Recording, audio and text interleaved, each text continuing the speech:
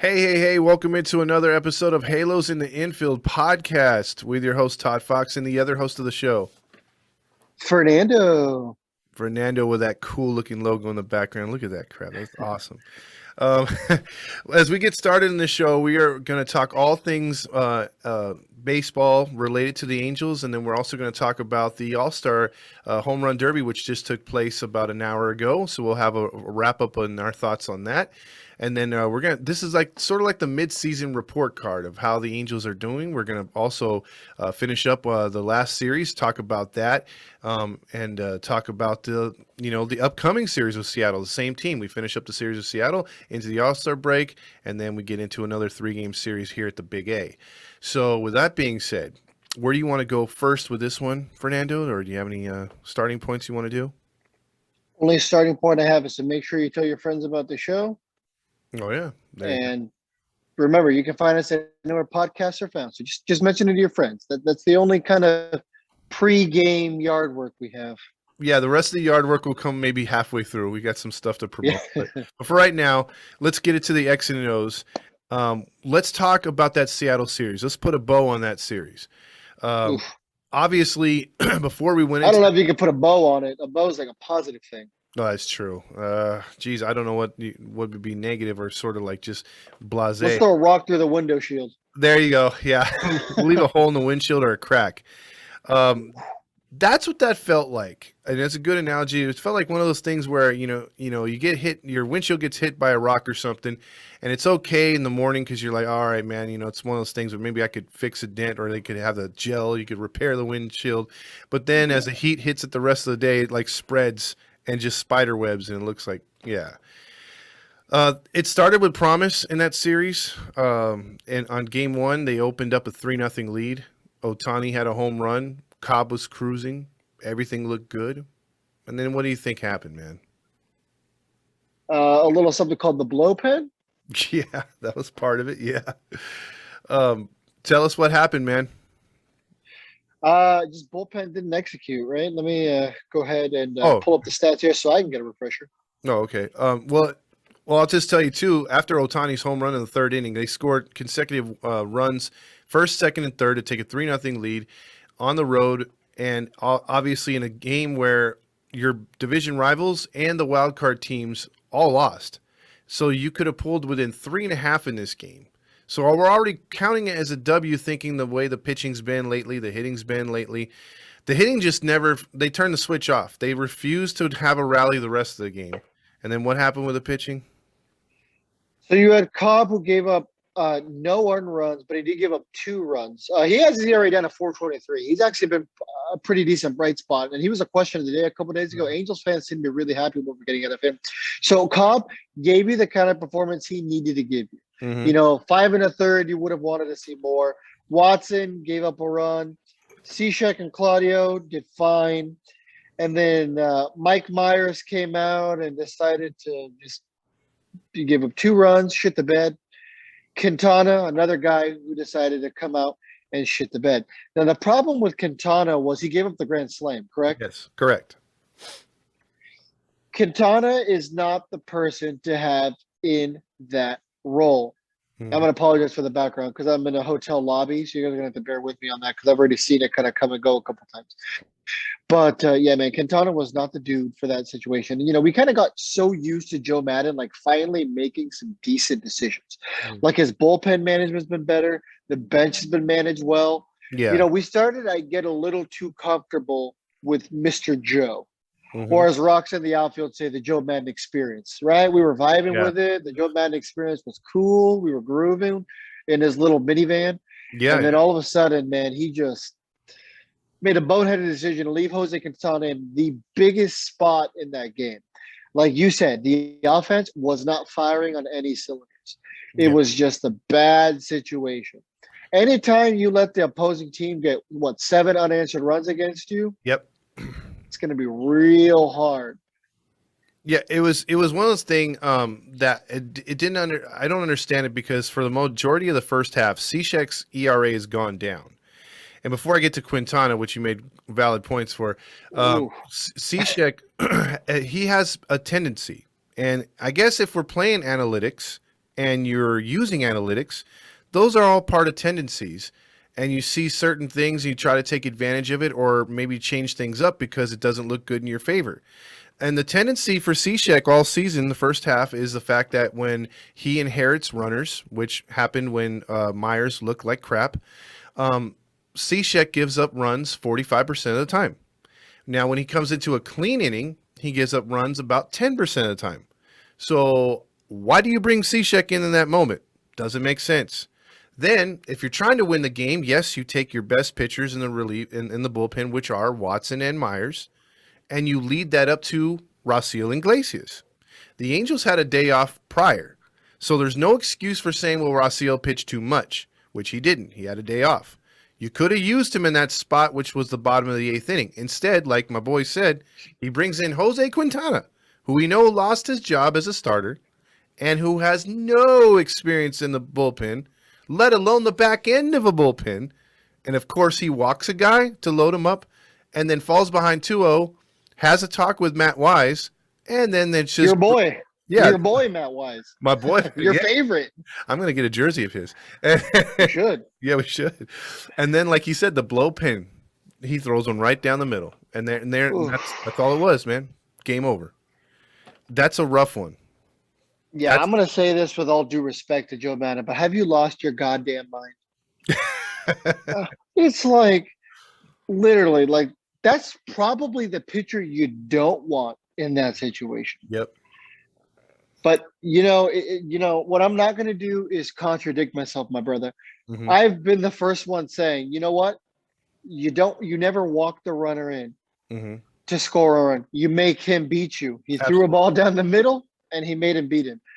But I mean, I would much rather lose a game because you gave up a grand slam than lose a game because you walked in a run or two and that's how you lost, because it's like, well, then you just beat yourself.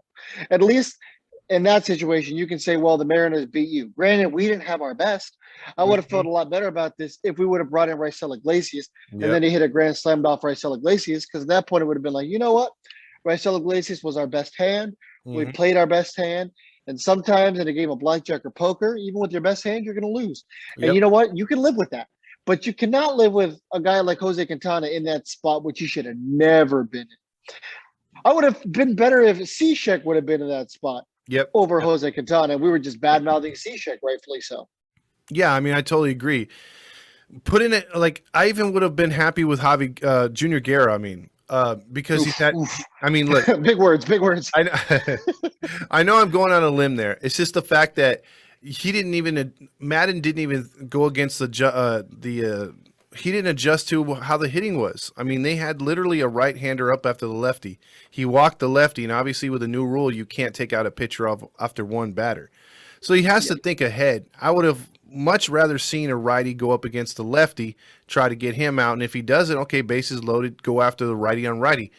And Junior Guerra has closing experience. He has starting experience. He's done it all in his career.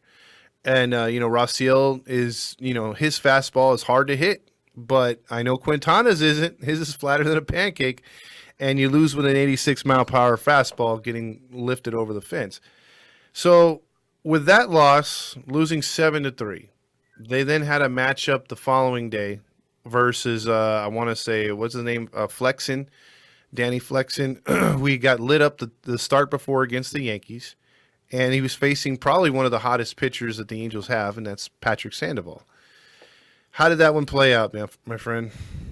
Patrick Sandoval, 7 innings pitched, gave up 2 runs. To me, that sounds like he gave us the opportunity to win a game. In my opinion, anytime a pitcher gives you a quality start, they gave you the opportunity to win a game. Absolutely. And, of course, the Angels responded to a great pitching performance by not scoring a single run. Naturally. Yeah, naturally. You have one of the best offenses in baseball. And that was the day they decided, you know what? We're not going to do it today. We're going to take a day off. We're going to get 3 hits the entire game. 3 hits. And that was a miserable game, too, because, again, you dropped a game in the standings, and then you dropped another one. Or, no, you didn't drop another one in that one. Actually, what happened is if you would have won that game, you would have picked up a game because you would have gained one. Yeah, you would have gained one because they were again, they could have pulled within 3.5 again. Instead, you sat there at 5.5 out. because he lost the night. Oh no, actually they lost the game that night. I'm sorry, they did because they were four No. and a half, and then so he lost the game. They could have kept up at 4.5. You're 5.5 out, and Sandoval let two unearned runs actually go through, or 2 runs or something like that to where They were earned. Yeah, they there were were. 2 earned runs. But there was an error or something like that happened too. So like, it's just like you said, he pitched a quality start. I mean, and you should win, and that switch was still thrown off to where they didn't do jack.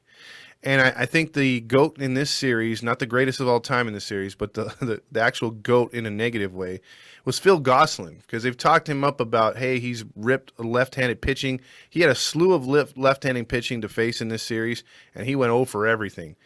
He was bad in this series, including a bad defensive play that led to a couple runs as well, and I think game 1. So, but I was going to say, don't disrespect him. He got a hit on Saturday. Oh, he did get a hit on Saturday? Yeah, right. I thought he went 0 for everything. He went 1 for 3. Oh wow, okay, my bad. But his play was Put some respect on his name. I'm sorry, you corrected me. You got it.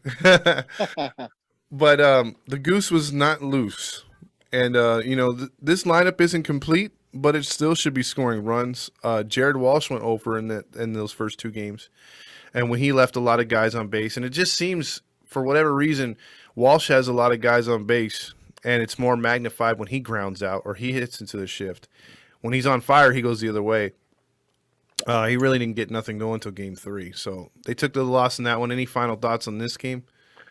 David Fletcher at least got a hit, so he at least kept it up. Yep, he had tied Garrett Anderson for second longest with a 23rd game hitting streak extended at that point. So that moves us to Sunday, Sunday. They were the game that they're trying to walk away from and get that W, try to at least salvage one. Everyone in their division, everyone in the wild card won again, so there's still the best they could do is stay within 5.5, and they did that. And how they do that, my friend? Good offense. 11 hits, 7 runs. That's a convenience store right there. Yeah.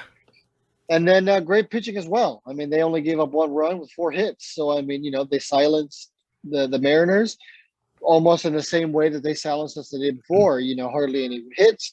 There was no productive hits really out of the Mariners' end. And, Fletcher kept it up, man. 4 hits. Yeah. Who else had a good performance? Otani had 2 hits. And, besides that, you got a couple of single hits here and there. But, it was really Fletcher leading the way.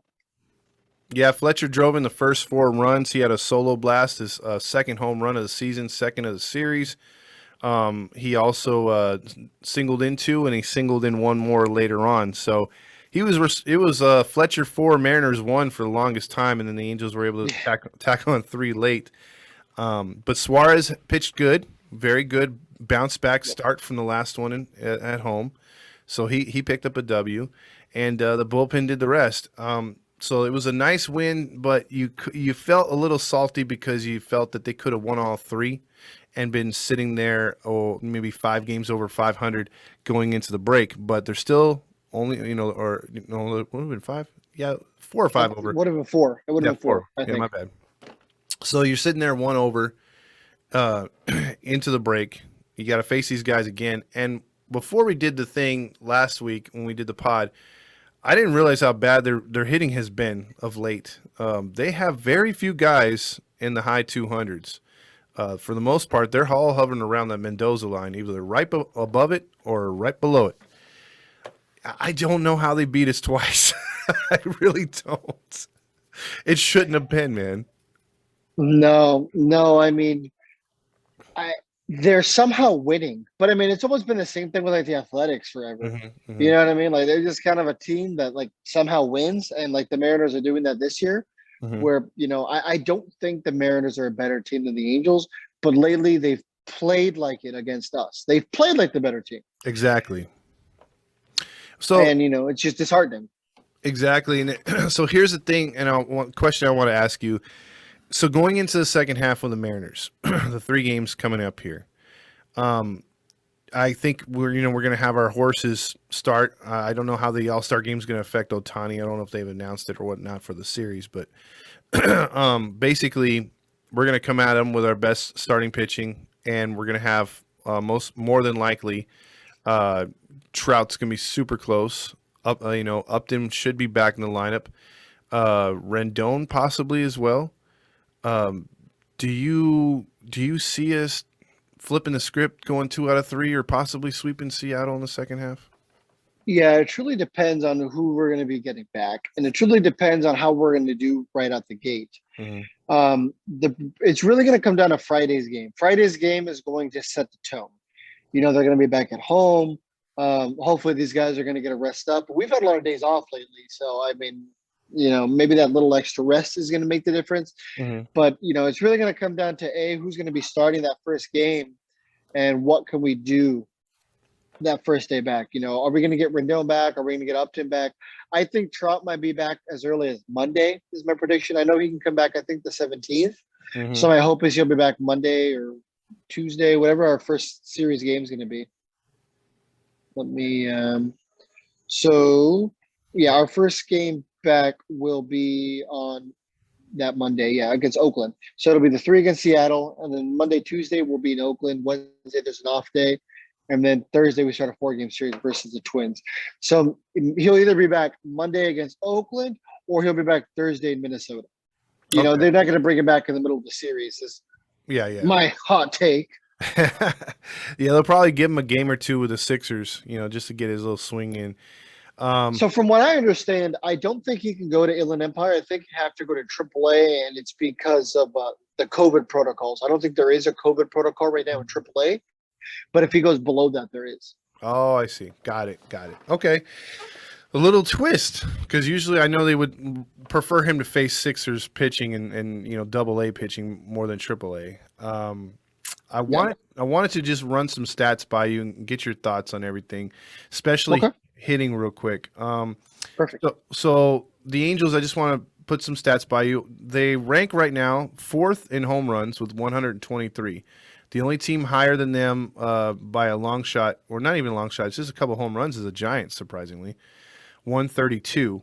As far as RBIs, the Angels are at 9. So they have 414.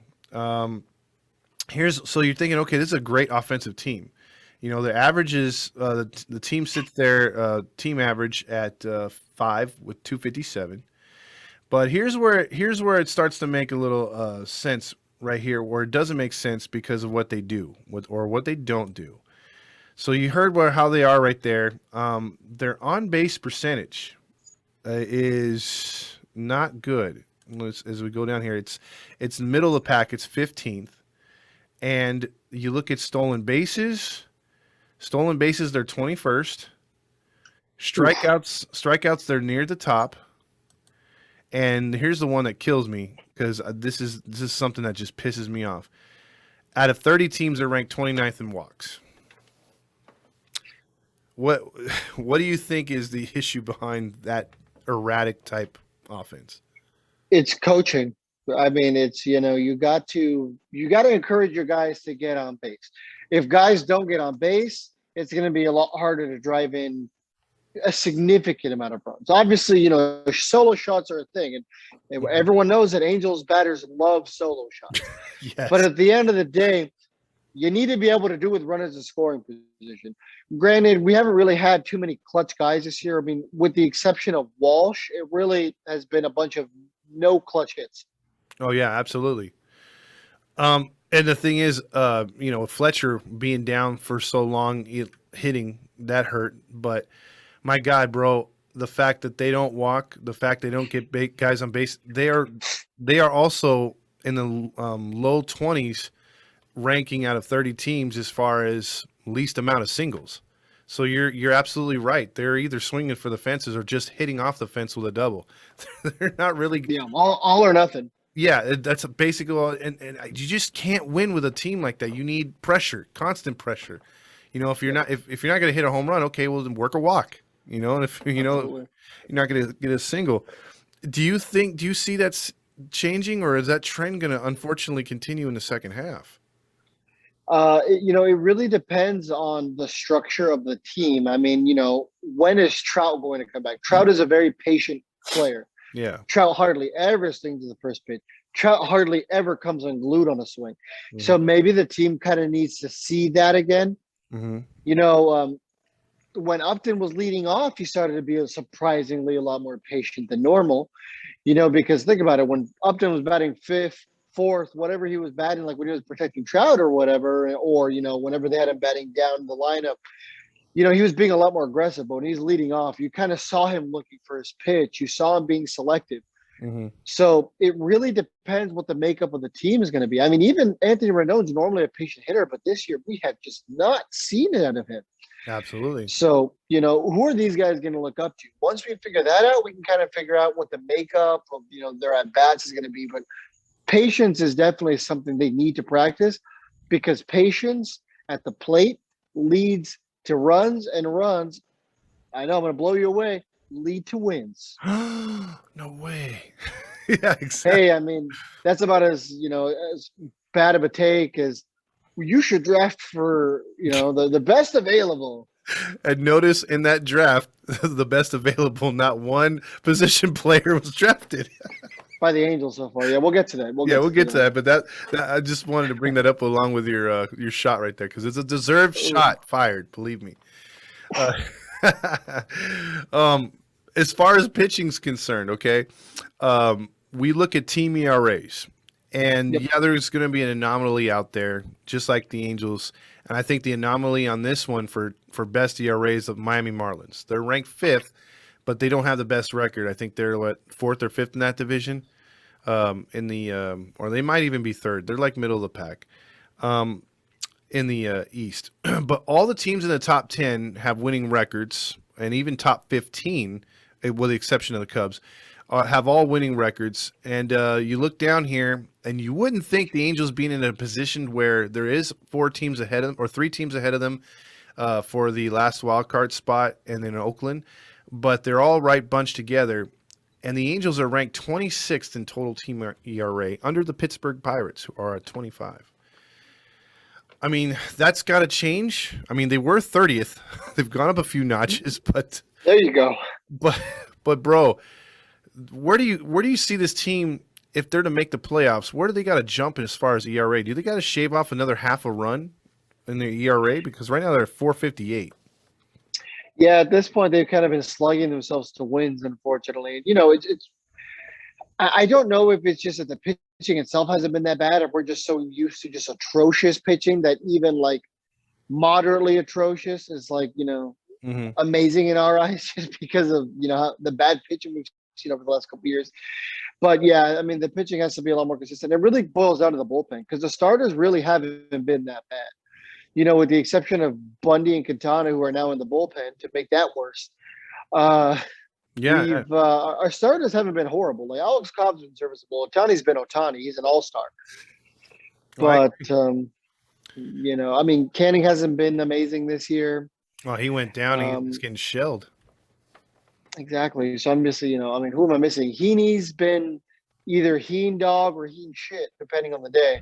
Yeah, and that's unfortunate because we both were figuring this has got to be the year he's turning it around, and it just I hasn't. think everybody was, just because we keep hearing that one day, oh, it's coming to fruition. It's coming to fruition. It's, you know, Mhm. this is the year. And then, you know, he'll get you for like 3 or 4 starts. He'll be like, wow, man, he turned it around. And then, Mhm. like, as soon as you believe, it's, oh, psych. Yeah, you're in a bad spot. So then I want to get into a couple more stats before we move on. This is the final one on the pitching. Oh, um, so when it comes to walks issued, the Angels, there's only one other team or two other teams surprisingly ahead of them with more walks, and that would be the St. Louis Cardinals and the Cincinnati Reds. The Angels are 28th in the league in giving up walks. Um, so I let's mean, see. they're at 357 for the season, but they have 841 strikeouts, which ranks top fifth. So that just tells me they are throwing way too many pitches and getting into a lot of three ball, two strike counts. And a lot of those strikeouts, like we've seen earlier in the year when they played Tampa, when they struck them out 60 some odd times in 4 games and lost all 4 games because they were walking a shit ton of guys, too. I mean, how do we get out of these trends? Um, do you think that they're Oh, going to have? Oh, go ahead. I'm sorry. no, no. Finish your question. Do you think that this team's going to have some sort of like team meeting when they all reunite and get into a second half start? Like, are all these things that we're bringing up right now going to get addressed? Well, I sure hope so. But going back to like one of your original points, so the Cardinal, well, we're record-wise a better team than the Cardinals, but not as good as the Reds. But it's not by much. So I think it's like a 2 point difference or 2 game difference right now. But so these are other teams who are more or less in the thick of it in their particular divisions and wild card races or whatever. But the thing with the Angels is the one thing I did like about Mickey Callaway in the very short time we got to see him in 2020 was that he preaches pitchers throwing strikes. Mm-hmm. At the end of the day, that's what Matt Wise needs to do. And I get it. This wasn't your job. You kind of got thrown into it, but now it is your job. Make it your own, or you're going to be, you're going to be handing out resumes at the end of the offseason. This is your opportunity if you're Matt Wise to prove like, hey, you know what? Maybe this guy can be a pitching coach. And as of right now, he's just not doing it. It seems like almost every time we see him and he goes to talk to the bullpen arm or the starter, it seems like almost the opposite result that we were hoping for happens. Yeah, and I don't know what it is. yeah. I think you've been lobbying for a consistent named pitching coach, but with what happened with Dick Picks, it messed us up because there's really no time to interview anybody at that point. The general manager is just all about the baseball team at that point. All that stuff's supposed to be in place already. So with Callaway Yeah. not there, yeah, they really took one on the chin. So we'll have to just go ahead. Credit to the pitchers, it's also really hard to adjust when you have two. I would imagine completely different ideologies. Mm-hmm. There's no way Matt Wise has the same theories as Dick Pick Mick. Mm-hmm. So you know what I mean. It's got to be hard to the pitchers. I mean, naturally. I mean, if you had a boss change all of a sudden when you didn't expect it, well, all of a sudden you have to learn what your new boss thinks. And you're learning during the season. I mean, I don't know what the comparison would be like if you're working at Target. Mm-hmm. Like it's like you're learning on Black Friday. Yeah, yeah, that's true. There's really no prep time. So, Yeah. So with that saying, all those stats were kind of at the halfway point. Let's get to the halfway point of our show. Let's talk about what we want to talk about, and that is the new gear for Redbubble.com. You want to explain some of those shirts that we have now and other gear? Yeah. So Redbubble.com is our merchandise provider. I just typed in Halos of the Infield. They sell the NWO logo design that's behind me. You can get that on almost anything. They have the Todd Fox actual logo itself, the Fox, or if you want the Todd Fox post-game show logo, we have that. Halos of the Infield merch, literally almost everything you think of. Grand Slam wall shop of Chapman. We have merchandise for that. The new Otani shirt. You can get on a hoodie, a T-shirt, a sticker, you name it. Coffee mug. Coffee mug. And tell them about the quality. Oh, the quality is great. I got a shirt in the other day. It's soft as hell. Very nice. And the thing I like about it too is now they have a bulk thing. If you buy in bulk or you just buy a couple shirts, a couple things that you like, you get 5 to 10 to 15% off. So that's really cool. And the prices are already at good prices anyway. So you can help support the show. And then that's sort of our version of Patreon, because if you listen to the show, we also do giveaways. And, we have jersey giveaways, hat giveaways, all kinds of stuff. And that helps us get the merchandise in for you, and where you don't have to pay a dime for it. So it's pretty cool. We do all kinds of games. And speaking of game real quick, if you want to give them a little filler, I could do the bingo ball for this show and give that away. Yeah, sure. While Todd Fox is doing that, we have another sponsor to talk about, and that is Rep Sports or Raise Energy. Now, it's both the same company. Check them out. They have energy drinks. All you have to do is use our code Halos Infield at checkout. There you go. And then you get that 10% off or whatever it is. So this one, the new ball is G56. G56. So if you're playing along, again, we give away one of these bingo balls every time. So there was like over 60 people that participated online with this for the bingo thing for the first time, which is pretty good for a game that's brand new. We only gave a couple days to play. So that's for the free jersey the first time around, and the number is G56 again. So look for that, and if you're getting close in the game, hopefully you're getting close to a bingo and your first free jersey giveaway for the season. I was wondering what you were doing, if it was just lines or if it was a blockout. That's one thing you didn't tell us. What do you mean? The ball thing, the spinning? Well, no. So you know how when you play a game of bingo, sometimes you play like a vertical line or something, or you play blackout. I thought you were going to play like the first person to get the blackout wins. Oh no, we're just first four in a row, man. First bingo, that's it. So that's All right. yeah. So with that being said, let's move forward. We talked about the first half of the season. We talked about the Seattle series, and then what we expect in the second half of the series with the Mariners. What do you want to get far? What do you want to talk about here? Do you want to talk about the Angels' prognosis or give grades? You want to give grades on the team so far? Yeah, sure. How about you and I? Well, just a couple of players. You know, we won't go through the entire roster. Maybe that's another episode if you guys want to see that. But maybe you give a player and I give a player, and we give a midseason grade. We'll go maybe back and forth like 3 or 4 times. Okay. You start. Give me one. All right. I'll start with David Fletcher right off the top, leadoff guy. David Fletcher. I'm going to give him. We're doing letter grades, right? Or Yeah, letter grades. okay, I thought that's what I said. I'm going to give him an A plus. A plus. You know, if this would have been a conversation about a month ago, maybe we would have been talking about a B minus B.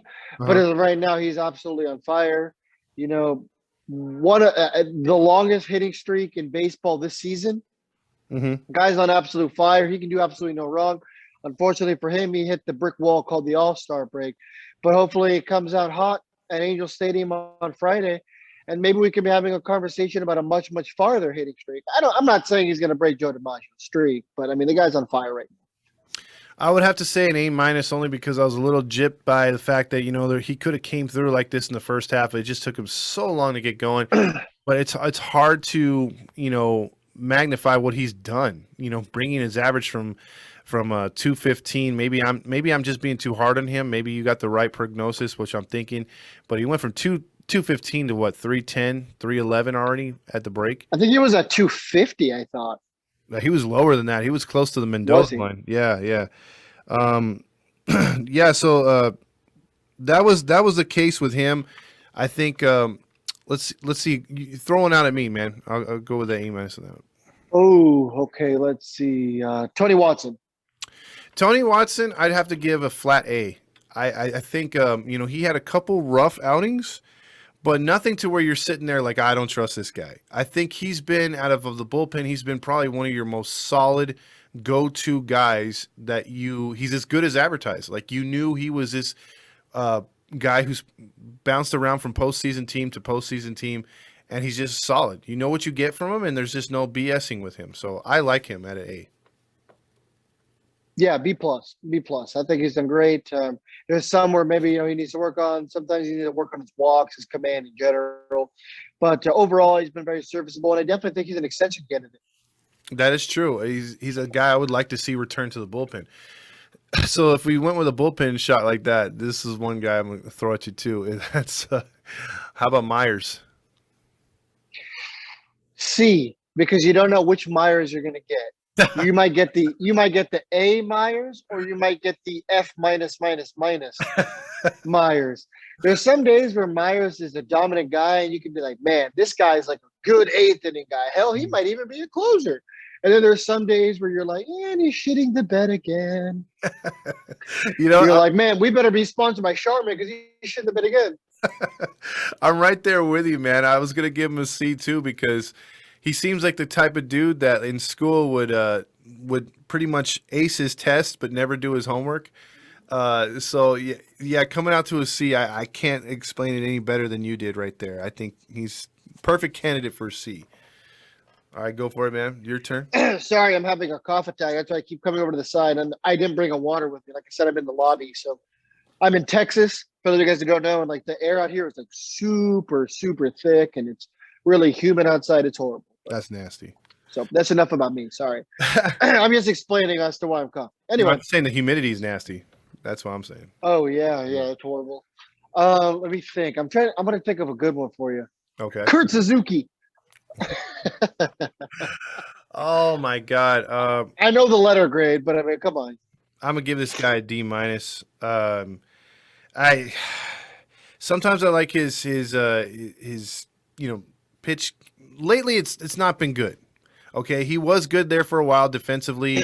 He was making some sacrifices and things like that, and I was like, okay, he's earning his keep. He's maybe not getting the average up there, nothing like that, but yeah, he really doesn't have no pop left in that bat. He's been more of a liability. I've been cringing when he catches. I actually, very appreciative of Stassi now as a catcher. So Yeah. yeah, what about you, man? D minus, dude. Angels Twitter and Grill Master are losing their shit on you. They're like, God, Todd's getting soft. He's getting soft. Yeah. The correct answer would have been DFA Suzuki. I'm not even going to give him a letter grade. DFA Suzuki, Angels Twitter, Grill Master. You're with me. Yeah, you're taking away Kurt. You're just calling him DFA. Yeah. I'm not giving him the grade. Yeah, Yeah, I mean, well, if I'm being honest, I want to know how much of Otani's success has to do with Kurt Suzuki. There's some people who are like, well, Otani's doing so well because he's so comfortable with Kurt Suzuki. mm-hmm. And then there's just some people who's like, no, Kurt Suzuki's shit. He's horrible. He's trash. Yep. He's not doing anything for us. So Yeah, they don't sugarcoat. yeah, DFA Suzuki, it's over. What about this one? What about Andrew Heaney? Same thing as Myers, a C. What are you going to get out of Andrew Heaney? Andrew Heaney has some days, man, where he's like one of the best number 2 pitchers in baseball. Like, in a rotation, Yeah. there's some days where I can see him as a number 2 in a lot of rotations or number 3. And then there's some days where I'm like, DFA Andrew Heaney. Yeah, where you wonder why he, like, my dad always likes to say, I try to tell him, you really can't tell, but he used to say, why is it when they're warming up, you can't, the pitching coach is right there, or the bullpen coach, and they can't tell that he's not ready.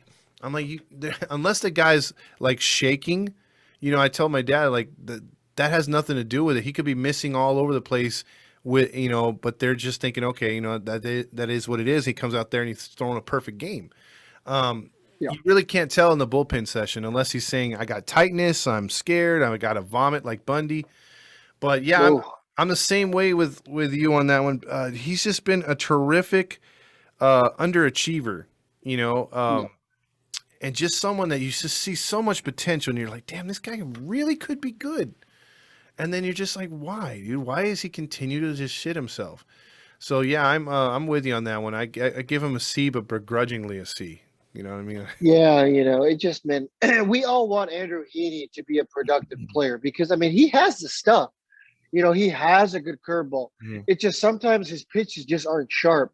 And I feel like your only job as a pitcher is to perform when your stuff isn't sharp.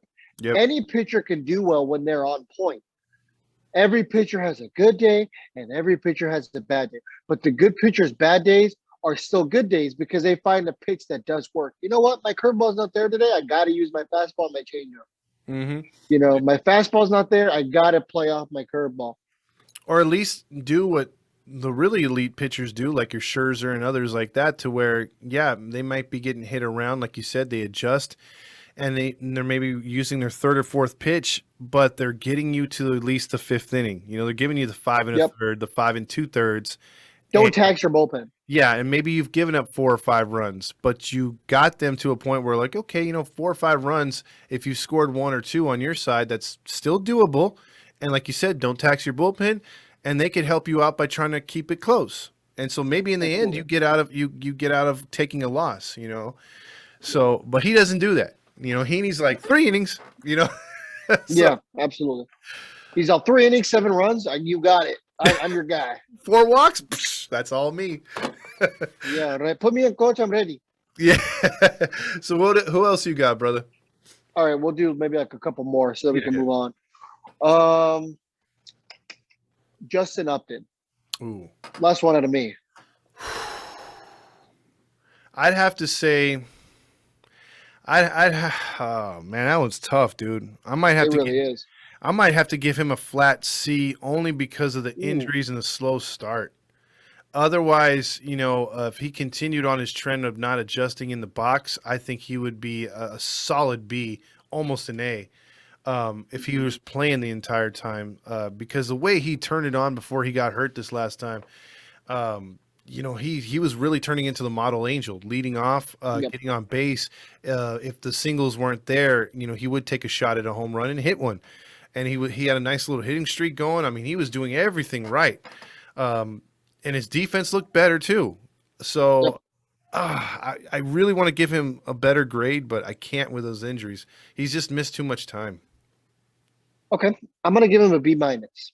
Okay. And it's because he was the biggest reason we're still having this conversation about even thinking about the playoffs. You're talking to me about playoffs? If it wasn't for Upton and all the injuries that happened would have happened, let's just say Upton would have been hurt this whole year. Let's just say he would have had a Dexter Fowler situation. Okay. And Trout still got hurt. And Rendon still got hurt. It literally would have been Ohtani, 50 pounds of bullshit, and then the rest of the Angels. So the fact that Upton has been that bright spot that wasn't Shohei Ohtani, along with a couple of other guys, it's allowed us to be in a situation where, you know what, like the Angels are still competitive. So that's why I'm going to give him a B minus. Sure, that probably could have been a lot higher if he would have stayed healthy. That's Like if he wouldn't have taken this IL stint right now, we might have been talking. I might have been saying Upton A minus. that's true. He could have, in my eyes, he could have fully jumped up a 1-letter game if over the last 8 to 10 games that he missed, he would have produced 4 runs, would have gone down or 4 home runs, would have batted about 280. Mhm. That's what I would have wanted out of you. I understand Upton's older, so I am grading on a curve. Gotcha. But that's where I am. All right, last one out of you. Jared Walsh. Hey, Jared Wallace, that's the goon. That's the homie. I'm gonna give him an A plus. Jared Walsh stepped up in a way that none of us fully expected him to step up. Mm-hmm. We all know what we got out of him last year in September. I mean, he was a Rookie of the Year candidate because of September. Yep. But the problem was, that was only 30 games. And, many Angels fans don't remember, but you might remember, like, Angels Facebook and Angels Twitter in 2019 were going batshit crazy with Jared Wallace. They're like, why do we still have this guy? This guy's a loser. Send him back down to AAA. The Angels were trying the 2-way experiment with him in Arizona Fall League. It was like, who is Jared Walsh? Who is this clown? And all of a sudden in 2020, something just ignited in him. Maybe it was a consistent playing time, but this year he has proven that he does belong. What are we going to get out of him the rest of the season? That's really going to be my final test. If he can finish off the year strong, I'm going to be a big Jared Walsh guy. And don't get me wrong, I am right now. Mm-hmm. In my opinion, I take your current performance as gospel until proven otherwise. So as of right now, Jared Walsh is the all-star to me. But hopefully he can finish off strong and prove to other fans of other major league franchises that Jared Walsh is a force to be reckoned with in Anaheim and that he's another one of our guys. Trout, Ohtani, Walsh, maybe Rendon ever decides to get his head out of his ass. So yeah. I think he gets an A plus for me because there was really no ceiling on this dude. We still don't know what the ceiling is. We just know that he's having a hella good year, and there's no other resume behind it with the exception of last year's exhibition, like you said. And the fact he's continued it, I think, is the most impressive thing. The thing that's most underrated to me is his freaking defense. He's excellent at first base. Even when they put him in right field, he did a great job. I think he's on pace right now for 41 homers and 117 RBIs, batting 287. I think that's amazing. I mean, we haven't had numbers like that for a very long time at first base since a guy by the name of name escaping me, Pujols or something like that. I forget I don't know, some guy he was bald. He came from St. Louis. I think the guys are like 55. Yeah, the 55-year-old. Yeah. He the guy signed by Life Alert. Yeah, there you go. Yeah, and and Social Security benefits. Yeah, he I think he played. I think it was his second or third year with the Angels where he had close to those numbers. Walsh is going to eclipse that. That's crazy. This team was being rumored as trying to maybe possibly get Freddie Freeman in this offseason because, hey, Pujols will be gone. Walsh is just a fill-in. We need someone stable at first base. I don't think we need the first base. No. First baseman No. is one of the least positions we need in the offseason. We don't need nothing for first. Yeah. Yeah. It's going to be really interesting to see how this trade deadline goes because, that's going to really set the tone for the rest of the roster. But yeah, there's no way we're going to go out there and get Freddie Freeman now. I know, and I was hearing that Freddie Freeman was interested in coming to the Angels, but better find another suitor, Freddie, and it isn't us. Yeah, unless somehow Walsh will move to right field and you play first. I mean, other than that, it ain't gonna happen, bro. Yeah, maybe. And then maybe we're having a situation where Joe Adele gets traded.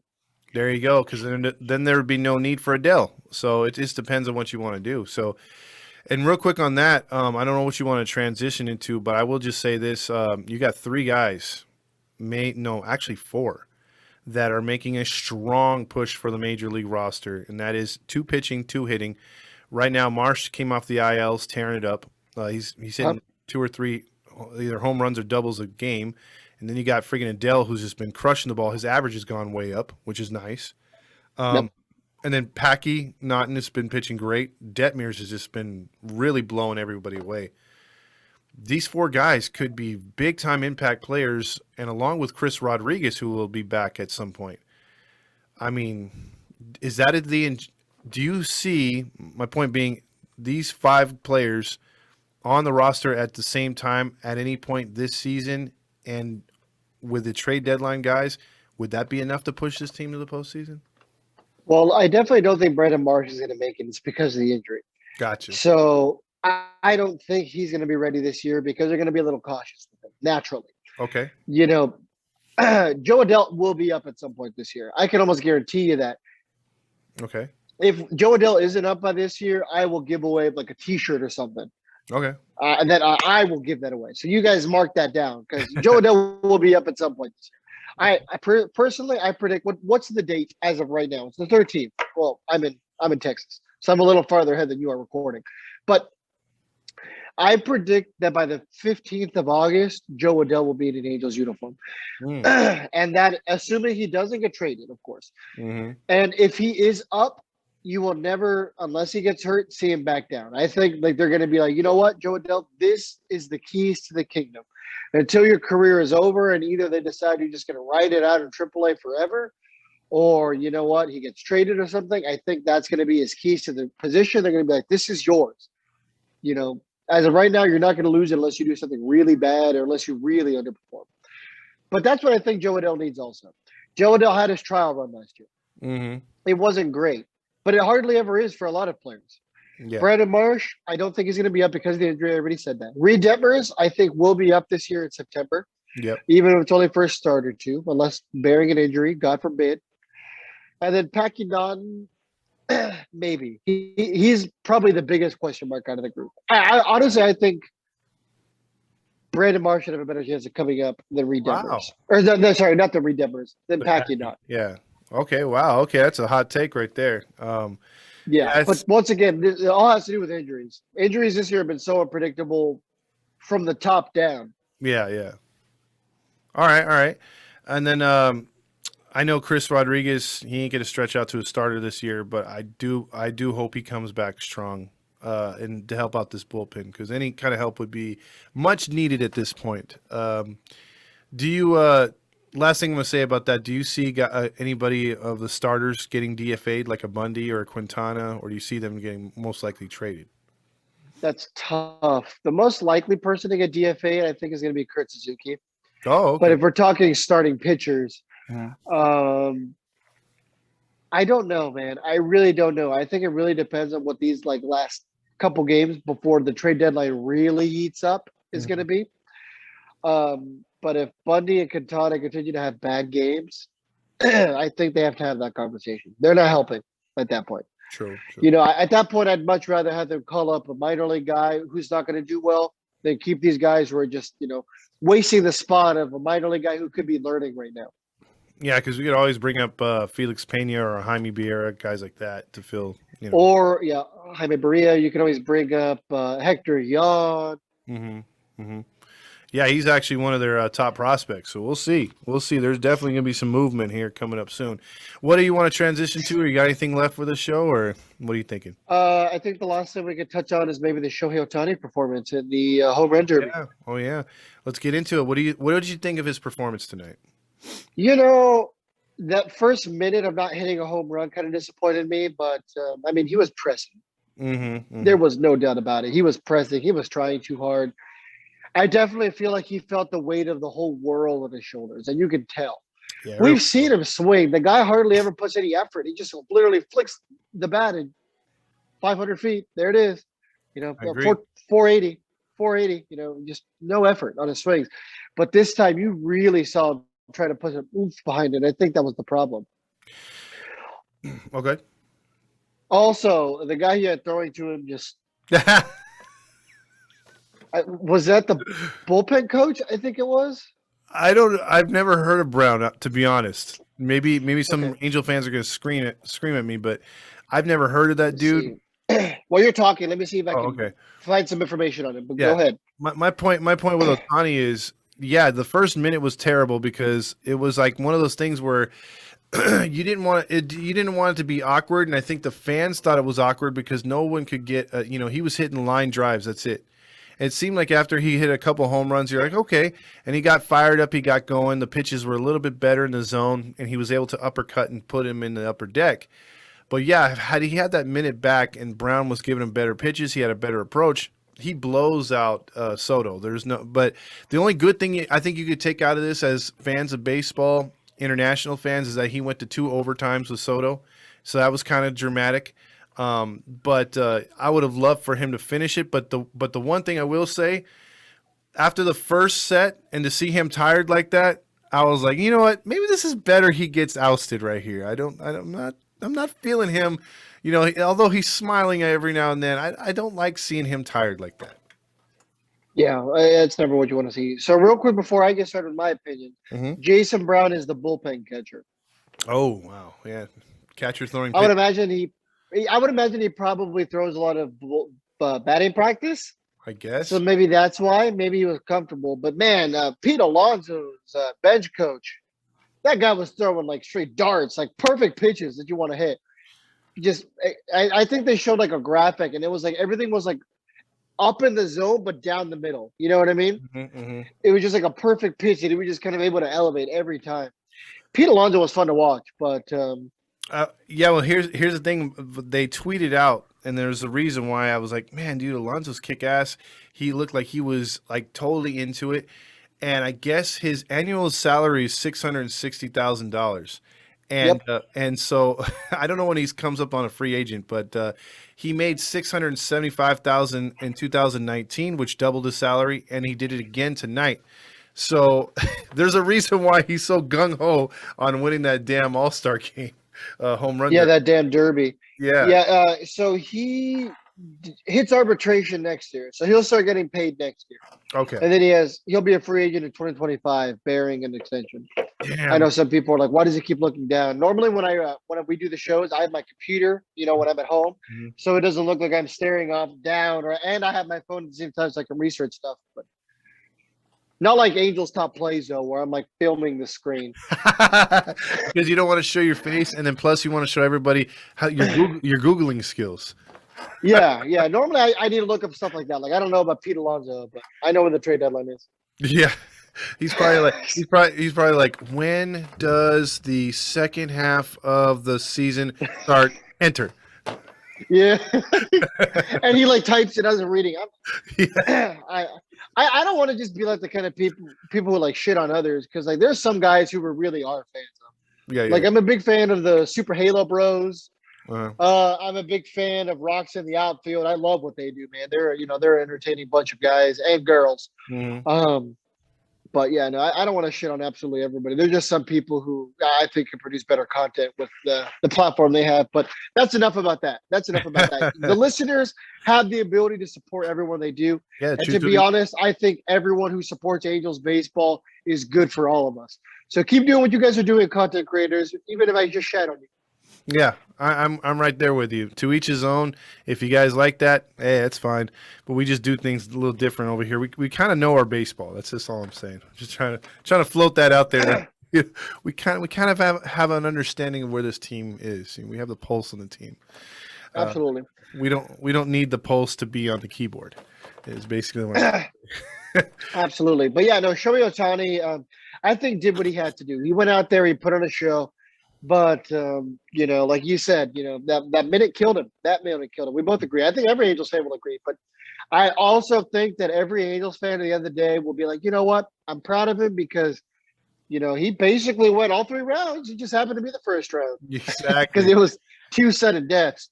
So, Juan Soto, you got to tip your cap to him. I'm actually a fan of Juan Soto.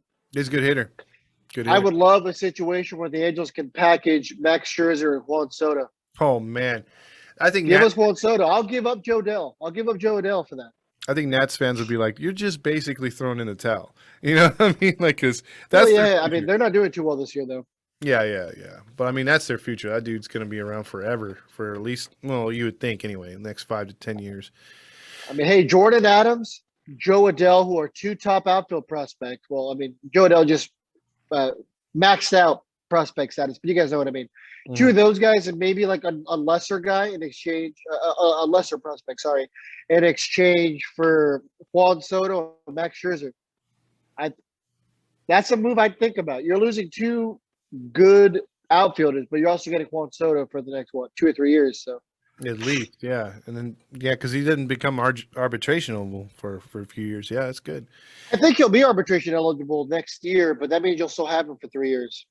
Yeah, you got him in place for a while. So if you got anything else, man, you want to wrap this one up? Ooh, I think he is. He's at arbitration. No, he signed a 1-year deal. He has 3 more years of arbitration. He's getting $8.5 million this year. That's still he has 2, 3, 4. Yep, absolutely. Especially for what you get out of him most years. This year, I know he's struggling a little bit, but I think that's going to do it out of us. Thank you once again to our sponsors. We have another sponsor in the wings. We already got approved for it. I guess we could probably say who it is. Mm-hmm. It's BetterHelp. It's a online therapy. So, just an early shout out for them, even though we're not getting anything for it right now. Check out BetterHelp. They're really good people. They do a lot of good stuff over there. If you ever, it's okay to not be okay. So if you ever need help but need an online therapist, check them out. Once again, check out Rep Sports and Raise Energy. Mm-hmm. Type in code Halos Infield. And I think you get a sick little discount there at checkout. They have energy drinks, they have sports supplements, they have t-shirts, and a lot more. Of course, check out our links at Redbubble. Tell your friends about our show. Pay attention to the bingo games.